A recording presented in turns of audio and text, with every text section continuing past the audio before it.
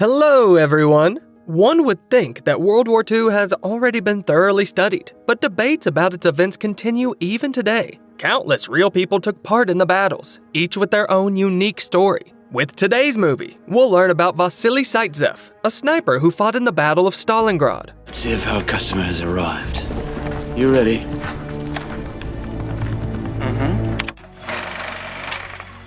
A gray wolf cautiously moves along a snowy forest. It catches wind of some prey nearby. The predator doesn't know that at this moment, a boy points a rifle at it under the guidance of his grandfather. I have only one bullet. I aim at his eye, very gently. The animal sprints toward its prey, a tied horse. Grandfather tells Vasily to shoot, but his hands are shaking with fear. The young sniper pulls the trigger. Many years pass, and a grown-up Vasily Zaitsev heads to war. Sitting beside him on the train is a young woman.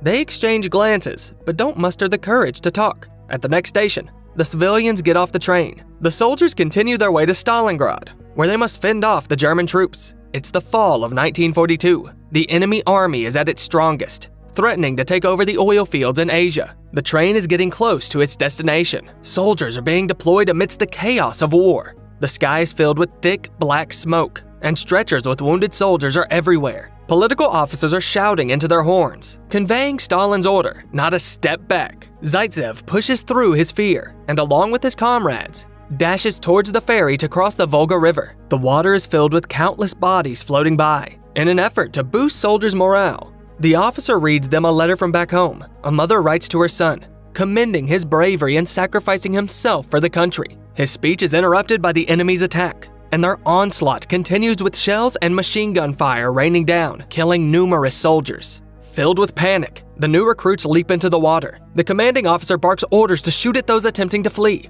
Zaitsev watches the shocking scene unfold before him. Their boat reaches the dock. Vasily finds himself among a large gathering of wounded soldiers. Those who can stand are given rifles, although there aren't enough weapons for everyone. The soldiers are paired up. The first one gets a rifle, while the second is given only ammunition, and they're ordered to stick together and run. When the one with a rifle gets killed, the one who is following picks up the rifle and shoots. As luck would have it, Zaitsev doesn't get a rifle. The enemy is firmly entrenched in the ruins of high-rise buildings. Red Army soldiers are sent to charge directly at them. Anyone who turns back will be shot by the barrier troops. With the command to advance, unarmed Vasily and the guy with the rifle are sent into battle, but Vasily's partner is quickly killed and drops his weapon. Zaitsev rushes to get his rifle, but it's picked up by another soldier. The few survivors decide to turn back. They immediately come under fire from the barrier troops. Zaitsev gets stuck somewhere in the war-torn square. The Germans offer the Soviet soldiers to surrender. They promise to treat them better than Stalin does. You have stolen your land. You have deported your father. Out of nowhere, a car suddenly bursts into view.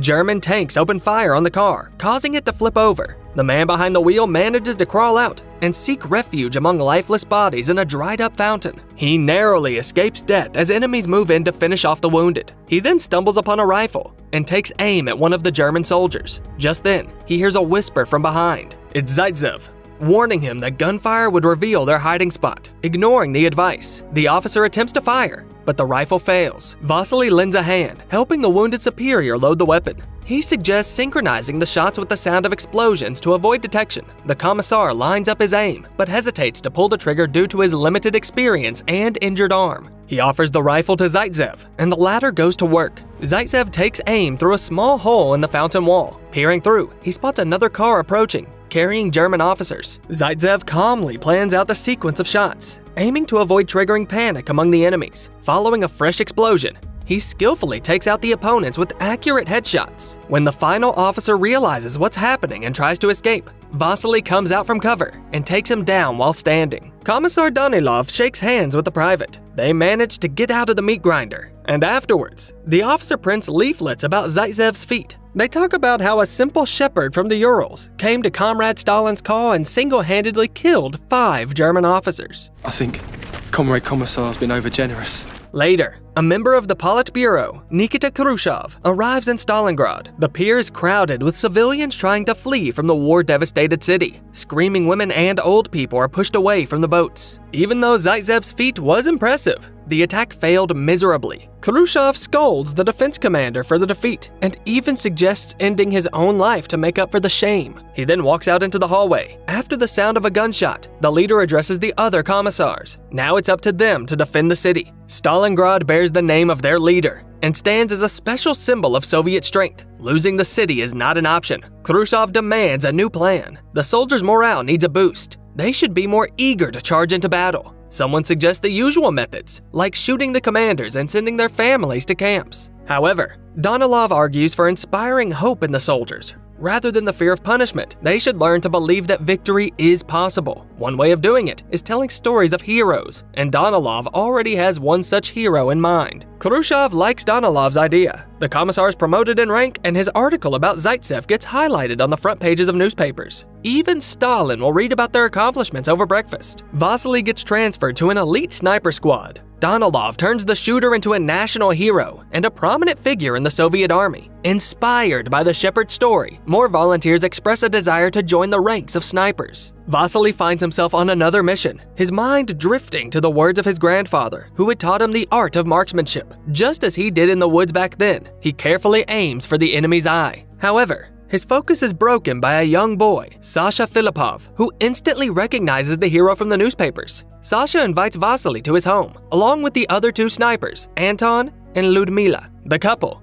deeply in love, seizes the brief moments of tranquility to share tender kisses. Sasha's mom warmly greets the soldiers, and the excited boy holds the legendary rifle in his hands. Shortly after dinner, Danilov shows up with letters sent by the fans of Zaitsev from all across the country. It's important to keep the morale high, even in the rear, so Vasily is asked to write them back. To help him out, Danilov dictates the messages. Sometimes it's even necessary, as Zaitsev struggles with certain words. Danilov notices German books on the shelves, and the woman who welcomed them explains that they belong to her neighbor, Tatiana. Just then, Tatiana enters the room, and Zaitsev jumps up from his seat. She's that woman from the train, but now dressed in a military uniform. She seems to recognize the sniper as well.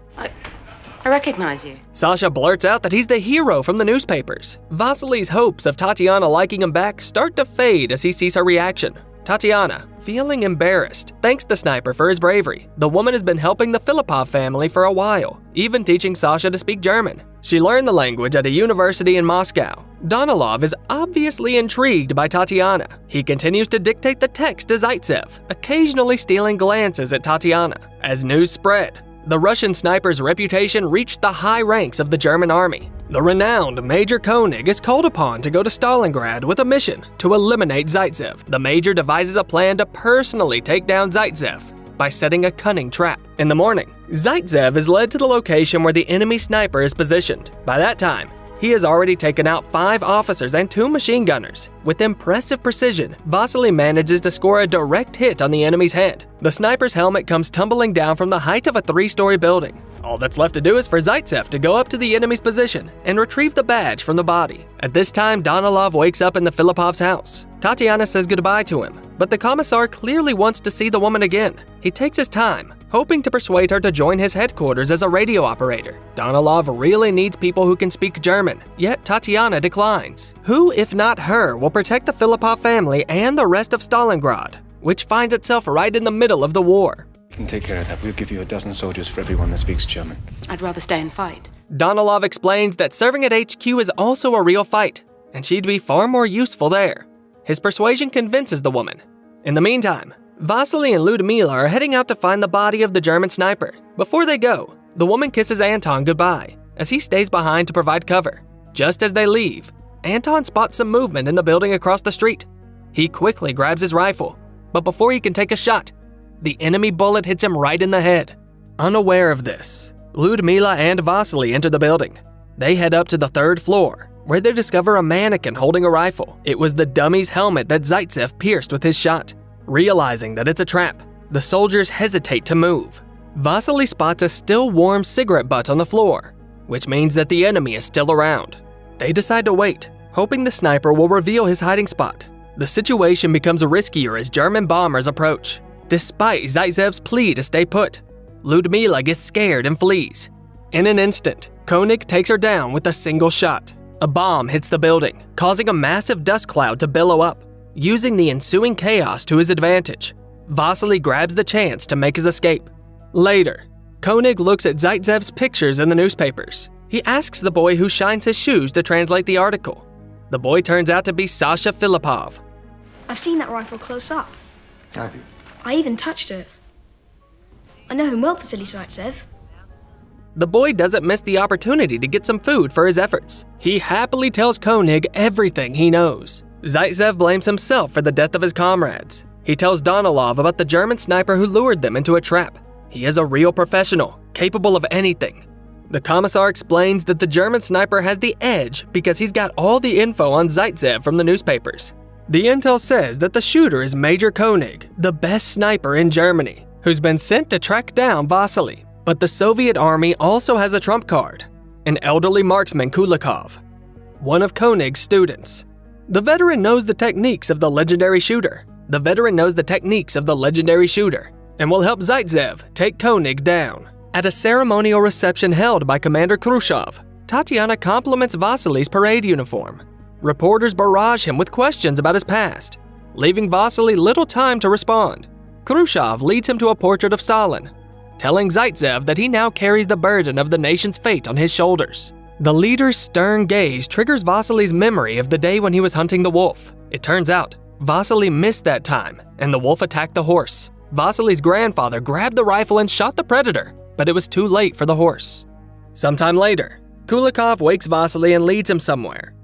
Together with the third sniper, Volodya, they enter an abandoned building. There, they notice another dead body with a rifle in his hands. It's obvious that it's Koenig's doing, which means that they are on the right track.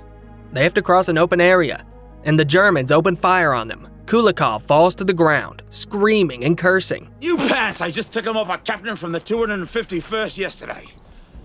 Fortunately, he's not injured, and the team continues on their way. Zaitsev cuts the German communication wire with a shot to attract the enemy's attention. They change their position, and Volodya leaves food on the burner. The men manage to reach the opposite side of the building by leaping over the debris. Later, Kulikov recounts how he got picked up by the intelligence service and questioned because of his training in Germany. That's how he ended up losing all of his teeth. Shortly after, a German wireman shows up to repair the damaged wire. With a precise shot, Kulikov takes him down. Volodya is sent to the other side to find some food. There, he's captured by the Germans and taken to Koenig for questioning. Despite the pressure, he doesn't reveal Vasily's hiding spot. They dress him up as a German wireman and let him go to the same path where the previous serviceman was killed. Kulikov unknowingly shoots his fellow soldier, falling for the deception. Koenig now knows where they are hiding, but that's exactly what the Russian snipers needed. Kulikov slowly lifts a helmet in the window to force the German to shoot. At this time, Zaitsev takes aim at Koenig through a gap in the wall, but the experienced major doesn't fall for the trick. Kulikov decides that the Germans simply didn't show up. After leaving their post, Vasily begins to have doubts that the second team member was sent on a mission without some form of backup or follow-up. When the time comes to cross the wrecked floor, Kulikov takes the first leap, but mid-air, he's hit by a bullet in the temple. Vasily watches in horror as another fellow soldier dies in front of his eyes. Khrushchev feels that the duel between Zaitsev and Koenig is dragging on for too long. He lost any hope of defeating Koenig. The commissar visits Tatiana and offers her an expensive fish left over from the banquet.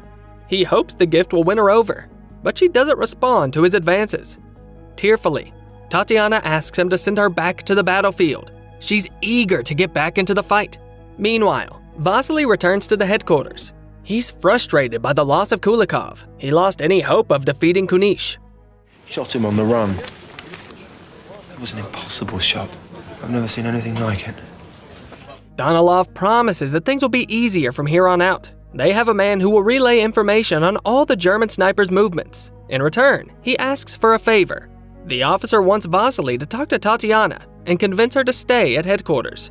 The sniper tries to tell Tatiana that killing people is not an easy business. But Tatiana explains that in the morning she was told that her parents had been killed. The Germans took the prisoners away on a train and then brought them to a bridge. Mothers and daughters, husbands and wives were bound in pairs, lined up, and only one of them was shot. It was the Germans' way of saving ammunition. The bodies of the dead dragged the living to the bottom. I know they died together. They would have never let themselves be separated.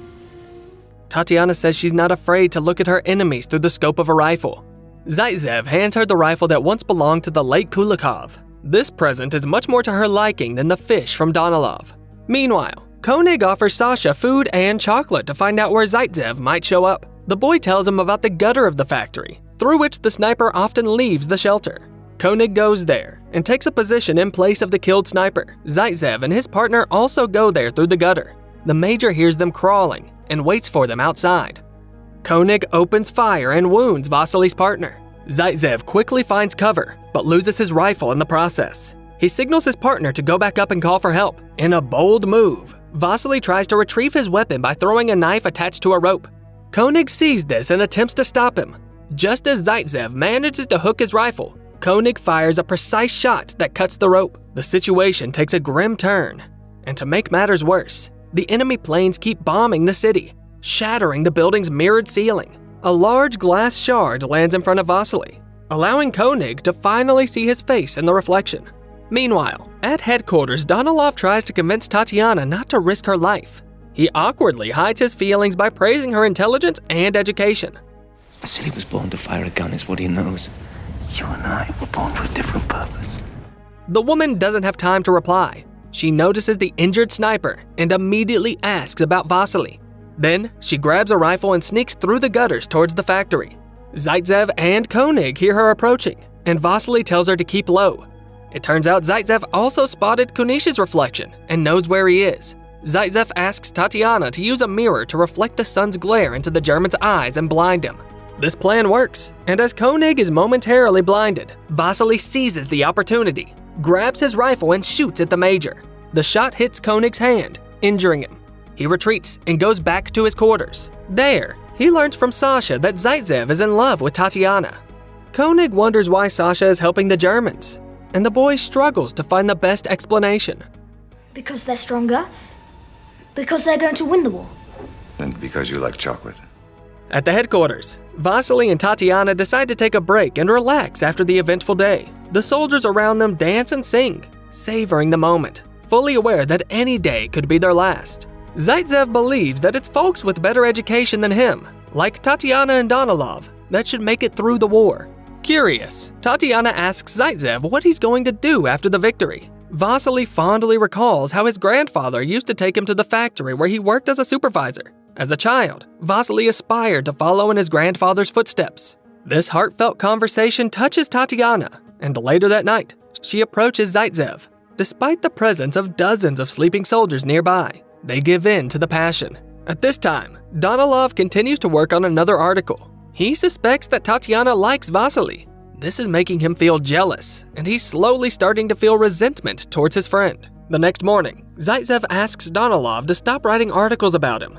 He once again doubts that he will be able to track down Koenig. He adds that he wants to fight as an ordinary soldier. Danilov realizes that the sniper wishes to join the army to be closer to Tatiana. He never persuaded her to stay at headquarters. But the Commissar is not going to take away the symbol of the coming victory from the soldiers, and insists that Zaitsev's mission is too important. He calls Sasha, who shares intel about the yellow dust on Koenig's boots. There's only one place with that kind of dust: the railroad tracks near the chemical plant. Vasily becomes furious that Danilov is using a kid to get intel. Danilov. You had no right to use him.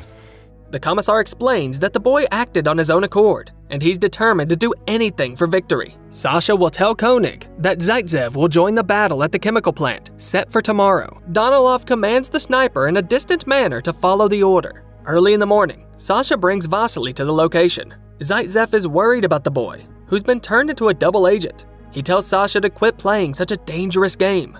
The sniper positions himself on the ground strewn with lifeless bodies. He patiently waits for Koenig to show up. A fleeting moment reveals the major within his crosshairs as the latter seeks his vantage point. Vasily has waited for too long and now feels overwhelming drowsiness creeping over him. Despite his best efforts to stay awake, he succumbs to sleep. Soviet forces launch an attack, leaving two snipers alone behind the building. There's just a lone German looter with them, sneaking valuables from the deceased. Koenig uses binoculars to scan the area and spots the gleam from Zaitsev's scope. He's about to shoot, but the looter stands between him and his target. He turns Vasily over, taking his wallet. A tired Zaitsev continues to sleep peacefully. Koenig decides not to reveal his position yet. Other German soldiers catch the looter and find Vasily's documents in his possession. This makes the command think that Zaitsev is dead.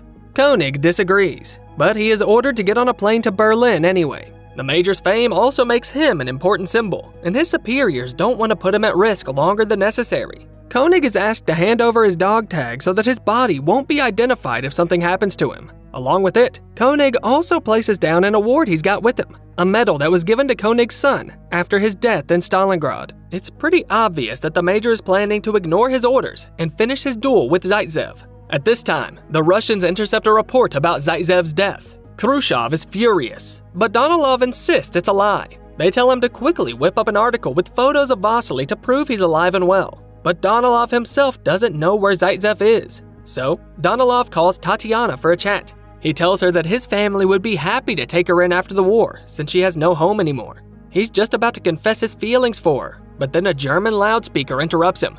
Tatiana is shocked to learn that Vasily Zaitsev is dead. Koenig meets up with Sasha once again. The boy can't hold back his tears over Vasily's death. Koenig tries to comfort him and says it's just propaganda. He believes the sniper is still alive because Koenig hasn't taken him out yet. The German has a hunch that Sasha might be leaking information, so he tells him where he'll be waiting for Zaitsev the next day. He asks Sasha to promise not to tell anyone and to stay home. In the midst of it all, Danilov's already thinking about how to put Vasily's heroic death into words. Right at that moment, the sniper shows up on the doorstep.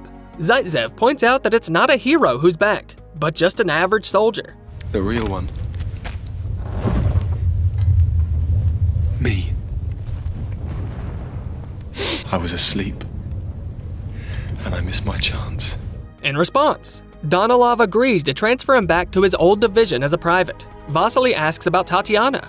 Sasha, sitting beside him, mentions that he relayed Koenig's words to Tatiana about Zaitsev being alive. He also let Tatiana know that the German officer will be waiting for Zaitsev at the train station, and Tatiana headed there alone. Danilov and Vasily hurry to the station to rescue Tatiana. She manages to evade Koenig's watchful eyes for the moment, but the way she moves is risky as she searches for Vasily. Eventually, Vasily finds her, and they share a kiss, which triggers intense jealousy in Danilov. The Commissar publishes a fresh article, labeling Vasily as a betrayer of communist ideals. Meanwhile, Koenig catches Sasha, assuring him that he bears no grudge for his betrayal. You've done a very brave thing. You've chosen your camp, I respect that. Tatiana and Vasily spend the evening together. Vasily remembers how he first saw her on the train and fell in love. He never thought he would have a chance. Suddenly, Tatiana notices something in the distance. She grabs her binoculars and sees Sasha's dead body hanging from a pole. She's shocked and wants to run there to get his body, but Zaitsev steps in and stops her. He realizes that Koenig is trying to lure them into a trap and vows to take care of him once and for all. Tatiana agrees and hurries over to Danilov. Together, they head to Sasha's mom in order to help her leave the city using a special pass. She's determined not to leave without Sasha. Then the Commissar tells her that her son is alive, but has gone over to the enemy's side. Sasha's mom believes him, and Tatiana feels deeply grateful to Danilov for his deception. Sasha's mom holds on to the hope that her son will find someone to protect him. They all rush to the boat, but suddenly, there's a big explosion close by. Tatiana gets badly hurt and passes out. Danilov assumes she's dead and leaves. Yet Sasha's mother refuses to give up on Tatiana. She shows her pass to the doctor and claims that Tatiana is her daughter. As a result, both of them are allowed onto the boat. Just before setting sail, Sasha's mom writes a letter to her son and leaves it on a post. Zaitsev and Koenig face off in a sniper battle right at the station. Danilov shows up, utterly disenchanted with communist ideals. After Tatiana's death, he lost his sense of purpose in life and shares this with Vasily. She was cut down by shrapnel. It was quick. I don't think she even saw it coming. Danilov's jealousy no longer clouds his judgment, and he's burdened with guilt towards Zaitsev.